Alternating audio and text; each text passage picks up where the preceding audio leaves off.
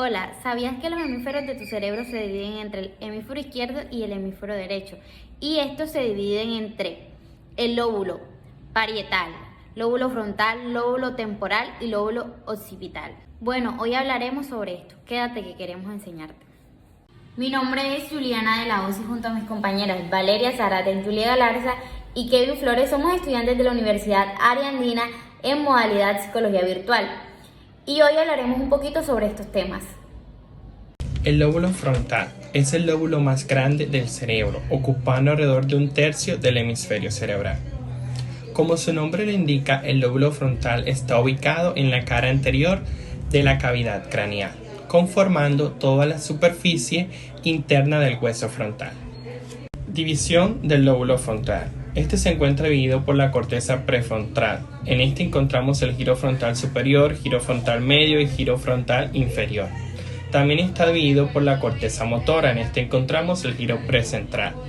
Y por último está dividido por el área de Broca. En este encontramos la porción opercular y porción triangular del giro frontal inferior. Las funciones del lóbulo frontal son varias. Estas están asociadas con funciones cognitivas superiores, tales como la toma de decisiones, motivación, solución de problemas, planeación y atención. Estas están a su vez encargadas por las diferentes divisiones del lóbulo frontal, como podemos observar en esta diapositiva. División citoarquitectónica, áreas de Brodmann. Aquí podemos observar las diferentes áreas que conforman el lóbulo prefrontal. Podemos observar el área 4, área 6, área 8, área 9, 10, 11, área 44 y área 45, las cuales podemos ver pues, de manera más ilustrativa en esta figura del cerebro. Patologías. Dentro de las patologías en el lóbulo frontal encontramos lo que es la afasia de Broca. La afasia de Broca es un tipo de afasia caracterizada por la pérdida parcial de la capacidad para producir el lenguaje. Ocurre como consecuencia de un accidente cerebrovascular. En algunas ocasiones está acompañada de una debilidad en el lado derecho o una parálisis del brazo y la pierna debido a la proximidad del giro precentral. La afasia de Broca se presenta con una salida defectuosa y espontánea del habla, además de una pérdida de la estructura gramatical normal. Los síntomas incluyen una habla forzada y pausada y la mayoría de oraciones se limitan a 4 palabras o menos. También encontramos lo que es la frontalización o síndromes frontales, con un conjunto de síntomas relacionados con el comportamiento, tales como la pérdida de inhibición, alteración de las conductas sociales, cambio de la personalidad, trastornos motores o del habla, entre otros. Todo esto puede ocurrir debido a algún tipo de lesión en la corteza prefrontal. Lóbulo parietal. Este lóbulo es el principal responsable de procesar información somatosensorial, datos como el tacto, el movimiento y la posición de nuestros cuerpos en relación con el espacio. Además, procesa información cognitiva y multimodal o información de diferentes modalidades sensoriales. Anatómica. Esta superficie se divide en dos: superficie lateral, en la que encontramos el giro postcentral, lóbulo parietal superior, lóbulo parietal inferior, el giro supramarginal y el giro angular, y en la superficie medial encontramos el lóbulo paracentral y la precuña. Función general. Las funciones generales del lóbulo parietal son el movimiento, el tacto, temperatura y sensaciones. División citoarquitectónica. Brodmann, en 1903-1914, histólogo y anatomista alemán, dividió la corteza cerebral en 52 áreas con características citoestructurales diferentes, y las áreas que pertenecen al lóbulo parietal son estas áreas, que incluyen el área 1, 2, 3, 5, 7 y 40. Área somatosensitiva primaria. Esta área corresponde a las áreas 1, 2 y 3 de Brodmann. Esta zona permite percibir estímulos táctiles y algunos componentes de la propiocepción consciente. La representación proporcional de cada parte del cuerpo genera un homúnculo sensitivo, pero sin embargo, a diferencia del motor, este homúnculo es discontinuo y no está precisamente representado. Área de asociación del lóbulo parietal superior. Esta área corresponde a la área 5 y 7 de Brodmann, permitiendo integrar la actividad sensorial de manera que se perciben las formas, texturas y tamaños de las cosas que se tocan. De hecho, la integración de esta información permite el concepto de la estereognosis, es decir, conocer lo que se está tocando en la ausencia de la percepción visual. La proyección de esta área se proyectan a las áreas 39 y 40 del lóbulo parietal inferior. Estas áreas integran información con estímulos visuales y audiovisuales. Área de asociación del lóbulo parietal inferior.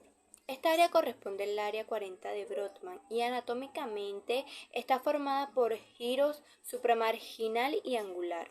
Es un área donde une la información de los lóbulos parietal, temporal y occipital, considerándose que integra información del área de asociación multisensorial. Lesiones. Estas son una de las muchas patologías o lesiones que se presentan en el lóbulo parietal, pero las más comunes son acalculia y heminegligencia.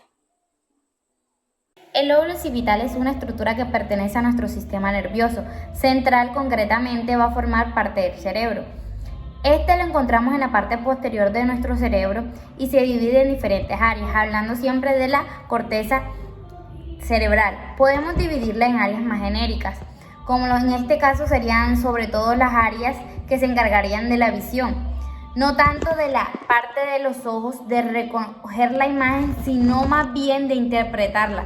Vamos a tener el área primaria, el área secundaria y el área terciaria, pues donde va a llegar la información y ahí se va a clasificar las imágenes y se van a interpretar y se le va a dar un sentido, y eso se va a encargar las áreas visuales.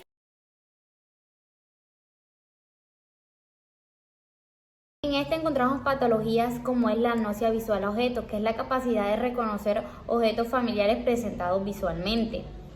En esto también encontramos la agnosia cromática, que es la incapacidad de reconocer los colores tanto para identificar, clasificar y ordenar los colores más relacionados con lesiones occipitales derechas, como en la denominación de los colores, aunque el reconocimiento sea correcto, más relacionados con lesiones occipitales izquierdas. En este mismo encontramos la amnesia de rostro, que es la incapacidad de reconocer rostros familiares e incluso su propio rostro mirándose hacia el espejo.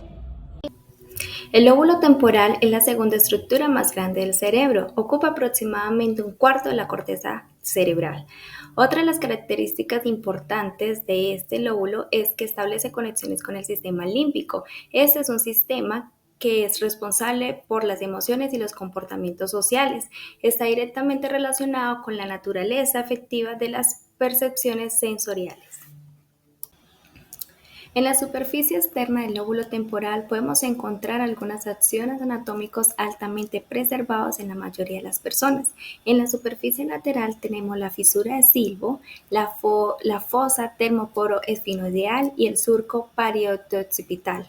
En los giros temporales tenemos el giro transverso de Hershey, giro angular, el giro occipitotemporal. Son los lóbulos temporales las regiones del cerebro encargadas de recibir y regular los estímulos sensitivos, el lenguaje, la memoria, el olfato y toda la información. Son los responsables también por la capacidad de las personas que tienen de reconocer objetos, rostros, emociones, atención por parte del aprendizaje, afecto, la lectura y la escritura. El lóbulo temporal está ubicado en una región que también se encuentra en la corteza primaria de la audición del cerebro. Por eso es capaz de manejar el lenguaje auditivo y los sistemas de comprensión del habla. Por eso sus habilidades son el reconocimiento, afectividad y la memoria.